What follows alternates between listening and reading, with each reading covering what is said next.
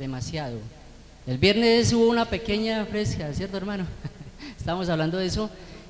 Por mi casa cayó severo aguacero y acompañado de pepitas blanquitas. Cuando uno estaba pequeño salía a recoger y a comer. Y ese hielo se lo comía uno, pero el clima ha estado muy fuerte en estos días. Pero bendito sea el Señor, todo es necesario y bajo este cielo todo tiene que pasar, está escrito, amén. Mis amados, estamos estudiando ¿el libro de qué? De los Hechos de los Apóstoles. Estamos haciendo un recorrido desde el primer capítulo hasta el capítulo 28, que es el último, creo que vamos a ir, y vamos por el capítulo 5.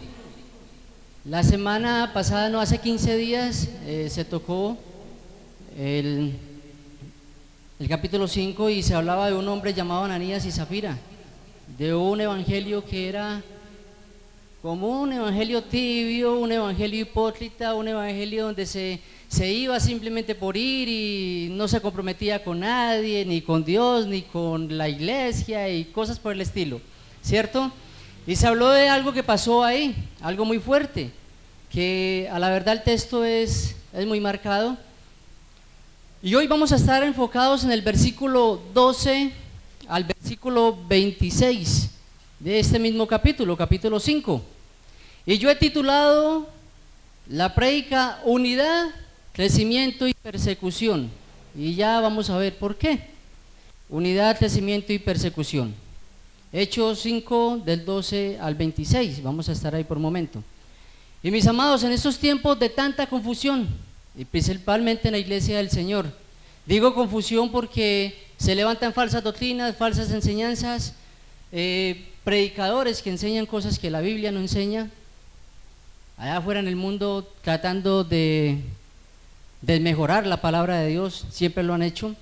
Estamos viviendo tiempos bastante malucos. Es bueno estar atentos a la sana enseñanza, a una doctrina que glorifique al Señor Jesucristo, una doctrina que no glorifique al hombre, una doctrina que exalte a Dios, una enseñanza que lleve a la conversión y no al entretenimiento. Creo que las enseñanzas del libro de los Hechos de los Apóstoles son muy pertinentes para nuestros tiempos. Y al estudiarlo podemos ver cómo vivían los primeros discípulos y la comunidad de creyentes, cómo fueron sus padecimientos y para qué era realmente el poder de Dios manifiesto en ellos. No era para hacer espectáculos, ni mucho menos, que tenían el poder de Dios los discípulos en ese entonces. Y analizando un poco el texto que me compete en esta mañana, veo que el apóstol Lucas nos da a conocer cómo la iglesia primitiva permanecía en unidad y cómo esto ayudó a su crecimiento y a que se manifestara el poder del Espíritu Santo en ellos. Pero a la vez nos deja ver cómo esta unidad y manifestación del poder de Dios les traerán persecución. Y eso es lo que vamos a hablar en estos versículos. Leyendo del versículo 2 al 16, vamos a estar un momento allí. Yo lo voy a leer de la Biblia Reina Valera de 1960. Encontramos que hay marcado algo muy especial y es que habían muchas señales y maravillas. Dice el versículo 12: y por la mano de los apóstoles se hacían muchas señales y prodigios en el pueblo, y estaban todos unánimes en el pórtico de Salomón. De los demás ninguno se atrevía a juntarse con ellos, mas el pueblo los alababa grandemente, y los que creían en el Señor aumentaban más, gran número así de hombres como de mujeres, tanto que sacaban los enfermos a las calles y los ponían en camas y lechos, para que al pasar Pedro, a lo menos su sombra cayese sobre alguno de ellos. Y aún de las ciudades vecinas muchos venían a Jerusalén, trayendo enfermos y atormentados de espíritus inmundos, y todos eran sanos. En esos versículos, mis amados, podemos ver que por medio de los discípulos se realizaban muchas señales y milagros. Pero yo me hacía una pregunta, y esa pregunta se las comparto. ¿Para qué sirvieron estas sanidades y manifestaciones de poder a la iglesia de ese tiempo? Y más aún, ¿en qué le pueden servir a la iglesia actual? Y yo quiero resaltar varias cositas en este pasaje, en este punto. Y quiero resaltar lo siguiente: las señales y milagros hacían que se añadieran nuevos creyentes al cuerpo de Cristo. Entonces, analizando el versículo 12 al versículo 16, mirando las señales y los milagros que se hacían en ese momento, yo encuentro algo, mis amados, y es que esas señales y esos milagros añadían nuevos creyentes. El versículo 14 dice que los que creían en el Señor aumentaban más en gran número, así de hombres como de mujeres. No era nada que ver con espectáculos y shows. Y perdón que lo diga, y no estoy en contra de las actividades que se realizan en las iglesias para atraer creyentes. No estoy en contra de los espectáculos que se hacen en los estadios y en los coliseos para llamar gente. Yo no estoy en contra de esto. Yo no estoy en contra de estas cosas. ¿Qué de bueno es todo esto en la iglesia actual? Que se llame a la gente a que venga a compartir, a estar. Pero noto algo, mis amados. ¿Dónde queda el compromiso con el Señor y su palabra? Que quedan relegados a un segundo plano. Y se busca más bien predicar y enseñar lo que la gente quiere escuchar y no ofenderlos para que no se molesten. Pues a la iglesia primitiva esto no le importaba. A la iglesia primitiva no le importaba si usted se enojaba o no se enojaba con lo que se enseñaba. Es más, en unos versículos atrás lo vemos, Ananías y Zafira, ¿qué les pasó? Uy, tan amarillista el evangelio, ¿cierto? Murió Ananías y murió Zafira por mentir al Espíritu Santo.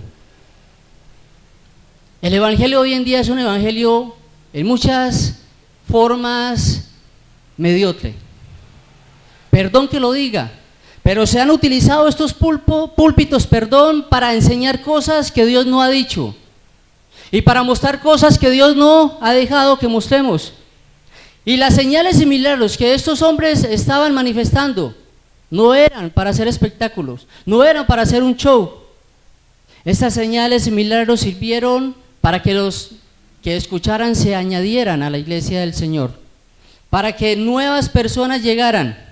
Estas señales y milagros respaldaban la enseñanza de los apóstoles. Es bueno aclarar que el mensaje dado por los discípulos siempre fue al Cristo que murió y resucitó. Los apóstoles no hablaron de otra cosa. Pedro no se paró a decir, yo cuando tenía 5 años. Pedro no se paró a decir, es que necesitamos construir un templo más grande porque la gente no cabe. En el primer sermón se convirtieron 3,000. No se paró a eso. Él no se paró a esas cosas.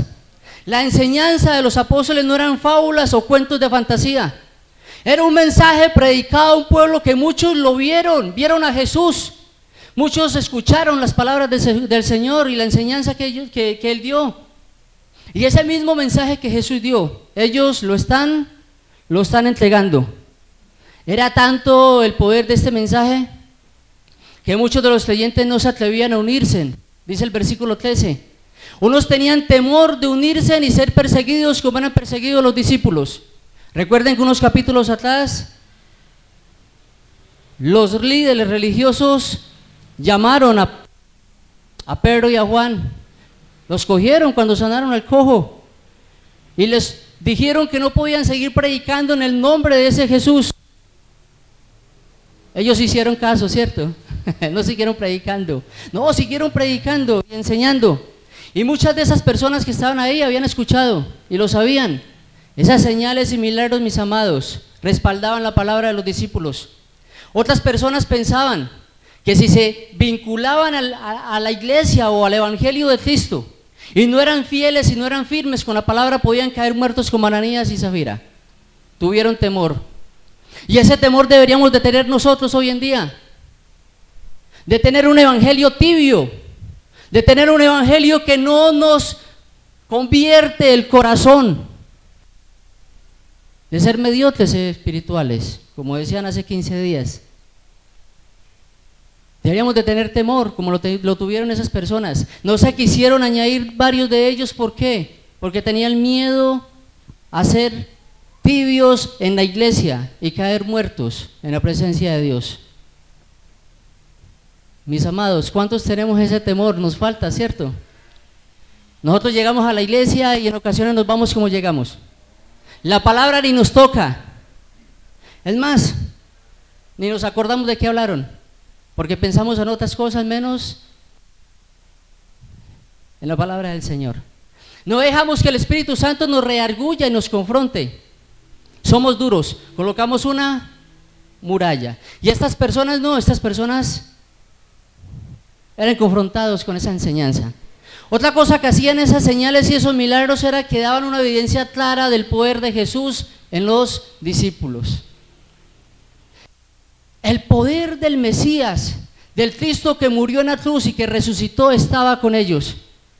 Ese mismo que vieron sanando al cojo, levantando al paralítico, resucitando a Lázaro, ese mismo estaba con ellos. Y esas señales y milagros que estaban con los discípulos demostraban el poder de Dios. Y yo me pregunto, esas señales y milagros que estaban con ellos, ¿por qué no están con nosotros? Créame que eso me marcó tanto esta semana. Y yo miraba y miraba y miraba y pensaba en eso. Y yo decía, Señor, ¿será que tenemos muy poca fe? ¿O somos muy pecadores? Señor, ¿por qué no pasan milagros como los que sucedían en ese entonces? ¿Por qué a la iglesia no llega un paralítico y se levanta y sale corriendo acá para allá? ¿Por qué no vamos a los hospitales y que la gente se sane? Y créame que todavía eso me sigue haciendo laguna en la cabeza y yo digo, Señor, y yo veo esos tres aspectos en los milagros que se presentaban en los discípulos y uno dice, Señor, nos falta tanto, nos falta llegar, o era que en ese entonces los milagros eran para ese tiempo y no para este, y empiezan a haber ciertos interrogantes, muchos interrogantes. Pero había milagros, y esos milagros sirvieron para que el reino de los cielos se extendiese en ese momento. No eran para exaltar al predicador, no eran para exaltar a Pedro y a Juan, no era para que la iglesia dijera, no, es que en la iglesia Camino de Vida, en el barrio Santa Rita, ahí en toda la entrada, vea, vaya hermano, que usted sale, si va cojo sale andando. No, no era para eso, no era para darle fama a la iglesia, no era para eso. Se unían nuevos creyentes, la palabra de los discípulos era respaldada. Y fuera de eso, mis amados, había una evidencia clara que Jesús estaba con ellos. Pero todo no era color de rosa, todo no era dicha en la iglesia con los discípulos, o sea, todo no era de maravilla, todo no era venga, conviértase a Jesús y tendrá casa, beca, carro y esposa nueva. No, todo no era maravilla con ellos. Del versículo, mis amados, del versículo 17 al 26, se levanta una persecución nuevamente. Y digo nuevamente porque ya habían sido perseguidos anterior. Estos hombres ya habían sido perseguidos por los líderes religiosos de la época. Y Pedro y Juan son nuevamente perseguidos. Y voy a leer del versículo 17 al 26 y dice, entonces levantándose el sumo sacerdote y todos los que estaban con él, esto es, la secta de los saduceos, se llenaron de celos y echaron mano a los apóstoles y los pusieron en la cárcel pública. Mas un ángel del Señor, abriendo de noche las puertas de la cárcel y sacándolos, dijo, y puestos en pie en el templo, anunciad al pueblo todas las palabras de esta vida. Habiendo oído esto, entraron de mañana en el templo y enseñaban. Entre tanto vinieron el sumo sacerdote y los que estaban con él, y convocaron al concilio y a todos los ancianos de los hijos de Israel, y enviaron a la cárcel para que fuesen traídos. Pero cuando llegaron los alguaciles no los hallaron en la cárcel. Entonces volvieron y dieron aviso, diciendo, por cierto, la cárcel hemos hallado cerrada con toda seguridad, y los guardas afuera de pie ante las puertas, mas cuando abrimos, a nadie hallamos dentro. Cuando oyeron estas palabras, el sumo sacerdote y el jefe de la guardia del templo y los principales sacerdotes dudaban en que vendría a parar aquello. Pero viniendo uno, les dio esta noticia, he aquí, los varones que pusisteis en la cárcel están en el templo y enseñan al pueblo. Entonces fue el jefe de la guardia con los alguaciles y los trajo sin violencia porque temían ser apedreados por el pueblo. Y vemos acá nuevamente a los líderes religiosos buscando tropiezo a la obra de Dios. Vemos de nuevo a los líderes religiosos cogiendo a los discípulos, llevándolos a la cárcel. Entonces hay un encarcelamiento nuevamente, los llevan presos. Hay un milagro porque hay un ángel que los rescata. Pero encuentro que ellos estaban en un lugar llamado el Pórtico de Salomón. Ese era parte del templo construido por Herodes el Grande. En un intento de fortalecer su relación con los judíos, Jesús les enseñó y llevó a cabo milagros en el templo muchas veces. En ese lugar estuvo el Señor. Cuando los apóstoles fueron al templo, estuvieron cerca de los mismos líderes religiosos que conspiraron para crucificar a Jesús. Este pórtico era un lugar público y allí podían alcanzar a más gente con la palabra del Señor. De allá fueron tomados, de allá fueron llevados a la cárcel y fueron arrestados. Y en estos versículos, del versículo 17 al 18, vemos a los líderes religiosos con celos. Y yo les voy a mostrar por qué estaban celosos. Yo me puse a mirar algo en estos líderes religiosos. Los apóstoles Pedro y Juan y los demás discípulos ya habían ganado más respeto de lo que ellos recibieron. Tenían, por así decir, un poco más de fama que los saduceos, los fariseos y el sumo sacerdote, si en esas palabras lo podemos colocar. Los líderes religiosos demandaban respeto y devoción para ellos mismos. Eso pasaba con los líderes religiosos. Los líderes religiosos le pedían al pueblo que les adoraran, en pocas palabras. Eso es lo que hacían. Se marcaban los saduceos, se marcaban los fariseos, se marcaba cada grupo religioso que había. El sumo sacerdote mandaba sobre todos ellos. Y ellos buscaban ser adorados prácticamente. Ellos buscaban que la honra y la fama fuera puesta en ellos. Mas los discípulos no. Los discípulos buscaban glorificar a Cristo y que Él fuera famoso. Que el famoso fuera Dios y el glorificado fuera Dios. Qué bueno que la iglesia hoy en tiempo hiciera eso. Que el que se glorifique en este lugar sea Cristo y no el hombre. Que el que glorifique la iglesia sea el Señor. Que la iglesia sea la precursora de dar a conocer el maestro afuera. Y no un hombre. Y eso es lo que ellos tenían. Había una marcada diferencia entre los líderes religiosos y los apóstoles. Y esa marcada diferencia era que los apóstoles tenían poder para hacer milagros. Los líderes religiosos no tenían poder para hacer milagros. Los apóstoles tenían un respaldo sobrenatural. Era notable que hasta la sombra de Pedro sanaba a los enfermos. Venían de otras regiones y de otras tierras para que la sombra de Pedro al menos al pasar los sanara. Eso era notable. Los líderes religiosos solamente pedían devoción. No pedían más. Pedían que la gente los respetara. Los discípulos solamente pedían que el pueblo adorara a Dios. Los mensajes que dio Pedro es: vengan y arrepiéntanse. Arrepiéntanse de sus pecados. Tanto a los líderes religiosos como al pueblo y a la gente que había. Ese era el mensaje de Pedro. El mensaje de los líderes religiosos era: guarden la ley, hagan conforme a lo que nosotros les hemos enseñado, y colocaban cargas más pesadas que las que ellos mismos podían llevar. Había una diferencia marcada. Los apóstoles tenían el poder para hacer milagros. Los apóstoles tenían una elocuencia para predicar. Hombre, esa elocuencia era una facultad de hablar con fluidez, propiedad y de manera efectiva para convencer a quienes los escuchaba. Pero eso no lo habían aprendido de nadie. Eso era un regalo que les había dado el Señor a través de la llenura del Espíritu Santo. Hechos capítulo 1, versículo 8: y recibiréis poder cuando venga sobre vosotros el Espíritu Santo. Tenían elocuencia para enseñar y la gente decía: ¿acaso estos no son del vulgo? Pescadores. ¿Qué pueden enseñar? ¿Por qué hablan así? ¿Por qué hablan en nuestra lengua? Elocuencia que venía de lo alto.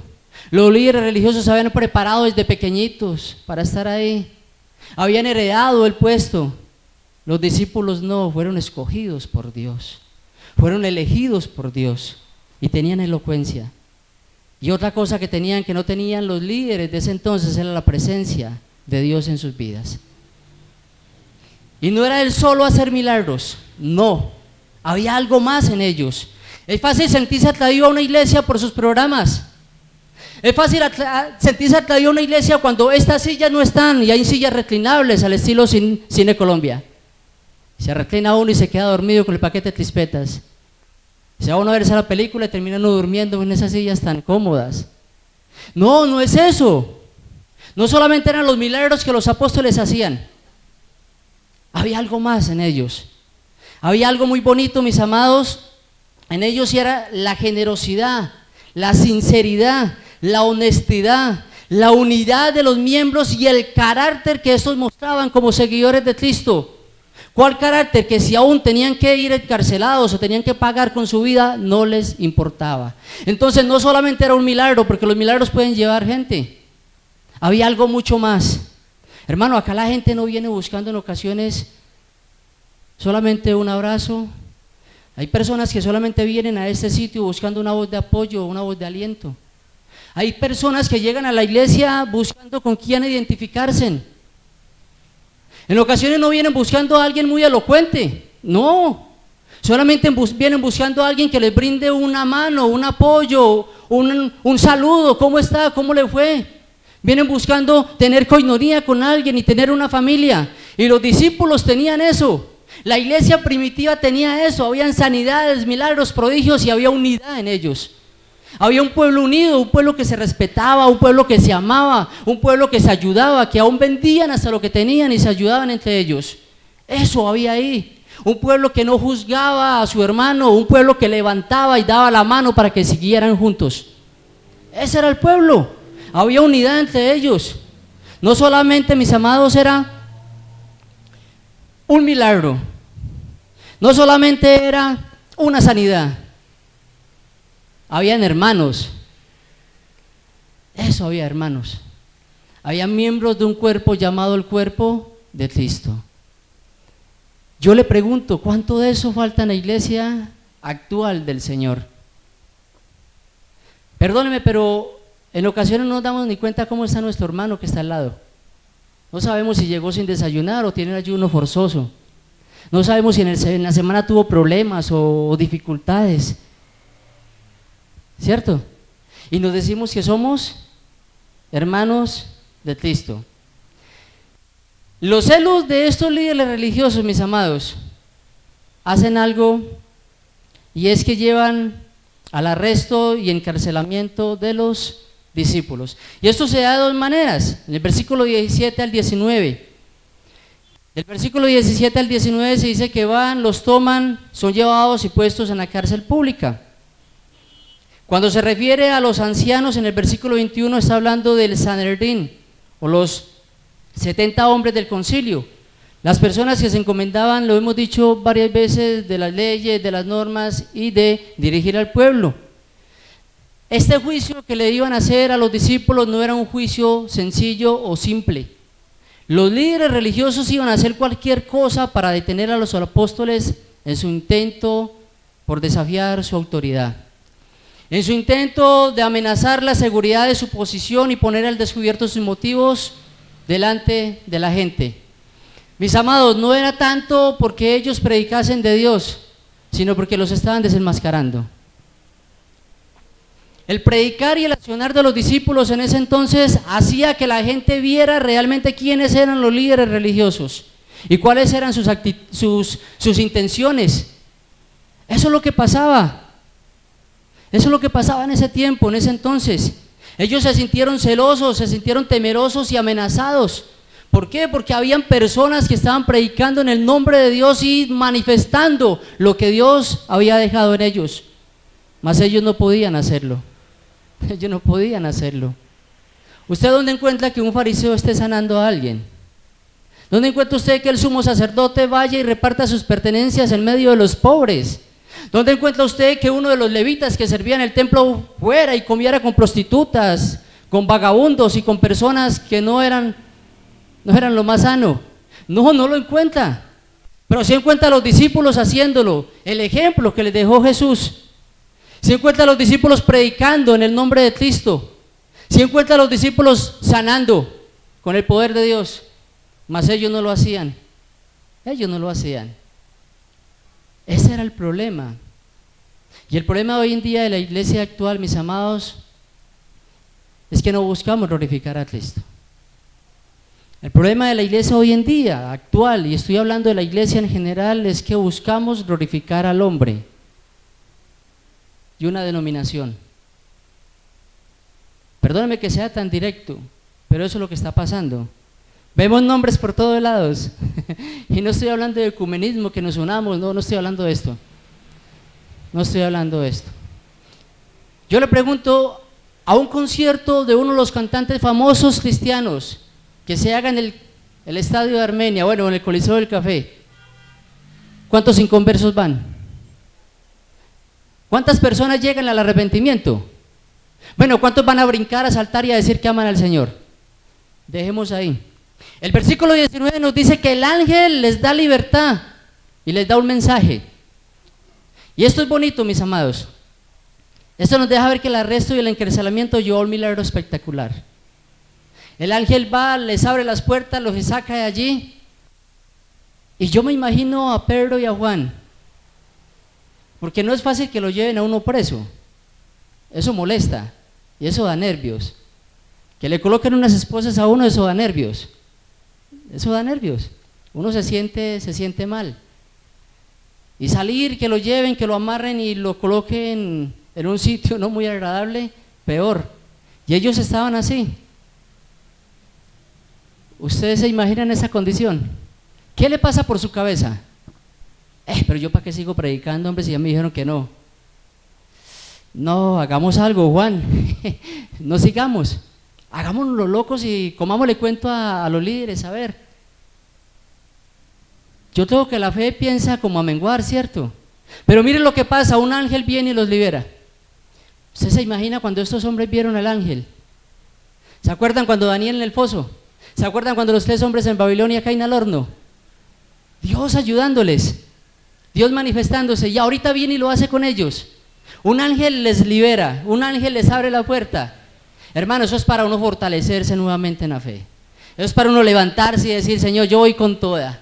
Eso es para uno decir, Señor, no importan los azotes, no importa que me golpeen, no importa que hagan lo que hagan, yo voy es por ti, Señor. Porque el ángel les da una comisión, les dice, vaya y prediquen, vaya y enseñen nuevamente, no se queden ahí. Y se dice que ellos salen con el poder de Dios obrando en ellos y van a predicar nuevamente. Y van a un lugar donde acostumbraban a ir por la mañana a orar, las oraciones de la mañana, y había mucha gente. Iban a ese sitio a enseñar y a predicar. Y quedan cosas para pensar y cosas para meditar.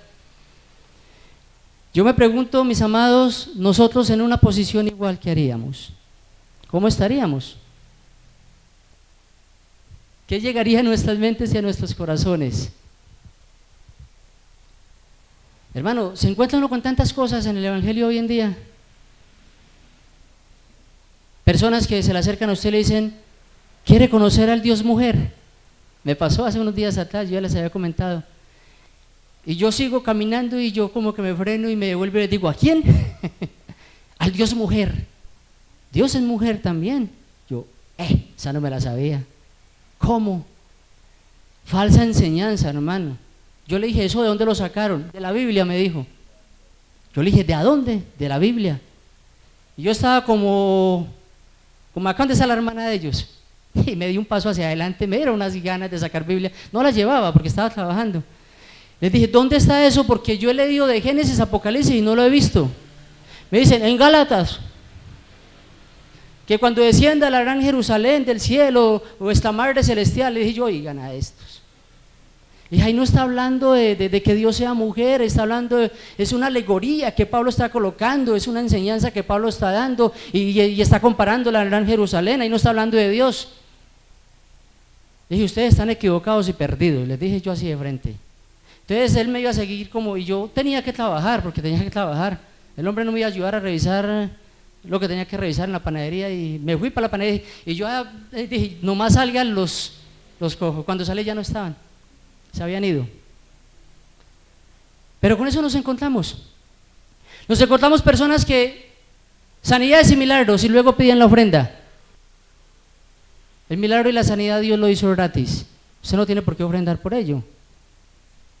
Yo no veo a los discípulos recogiendo una ofrenda después de una campaña de sanidad y milagros.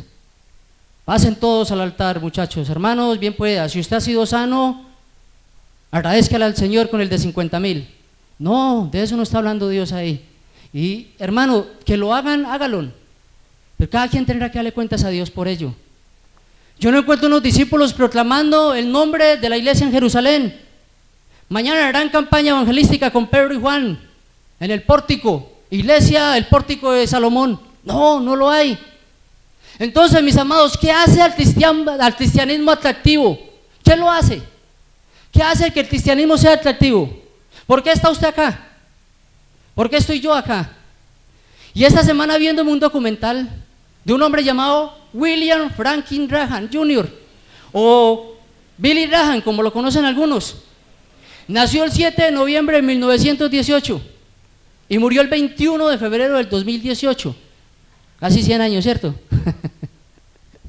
Dice que tenía 99 puntos, yo no sé cuántos años aproximados. Su esposa se llamaba Ruth Bell Graham, con quien tuvo 5 hijos. Viendo yo este documental, me llamó mucho la atención que de ser llamado el pastor de los presidentes en Estados Unidos, se metió a países donde usted y yo no nos imaginamos en tiempos de 1970, 1960, Rusia, antigua Unión Soviética, la cortina de hierro. Estuvo por ahí metido en medio donde, hermano, al cristianismo le daban duro, y este hombre era un hombre que viajó a sitios donde predicar era completamente imposible.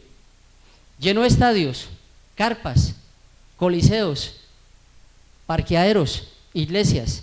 Tuvo programas de televisión, de radio. Predicó el evangelio por todo lado.